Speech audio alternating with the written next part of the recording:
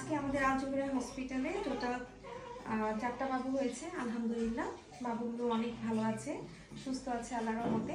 প্রত্যেকটা বাবু এবং বাবুর মা ভালো আছে। এই বাবুটা সকালে কোনটা নর্মাল ডেলিভারি হলো, নর্মাল ডেলিভারি হয়েছে।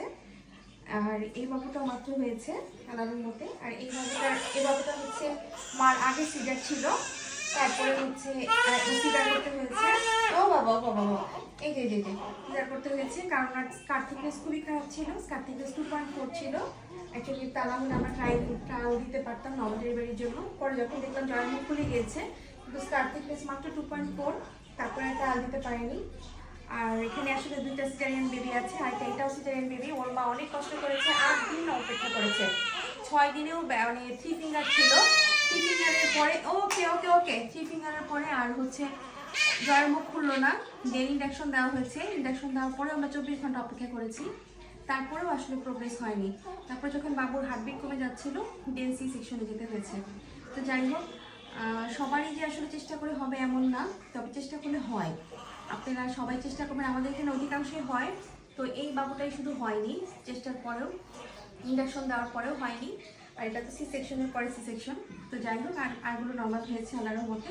সবগুলো বাবুই ভালো আছে, সুস্থ আছে। প্রত্যেকটা বাবুর ওজনই খুব ভালো, হেলদি। এই বাবুর ওজন 3 কেজির উপরে হয়েছে। এটা 2 কেজি 800 গ্রাম, এটাও 3 কেজি 200 গ্রাম, এটা 3 কেজি 400 গ্রাম। প্রত্যেকটা বাবুই কিন্তু এখানে কিন্তু একটা পোস্ট ডেটেড বাবু আছে, মানে ডেটের পরে হয়েছে, ঠিক আছে। আরগুলো মোটামুটি সবগুলো 40 সপ্তাহ, 42 সপ্তাহ, 38 সপ্তাহ এরকমই হয়েছে। আপনারা অনেক সপ্তাহ জানতে চেয়েছেন, আমার আসলে এতগুলো মনে থাকে না এতগুলো বাচ্চা নিয়ে। তো যাই হোক, যে যেখানে আছেন সেখান থেকে চেষ্টা করবেন। আর সবসময় বলি যে ডেট পার হয়ে যাওয়ার পরেও 2 সপ্তাহ অপেক্ষা করা যায় যদি বাচ্চার নড়াচড়া ভালো থাকে। প্রতি ঘন্টায় যদি একবার লক্ষ্য করতে পারেন তাহলে খুবই ভালো।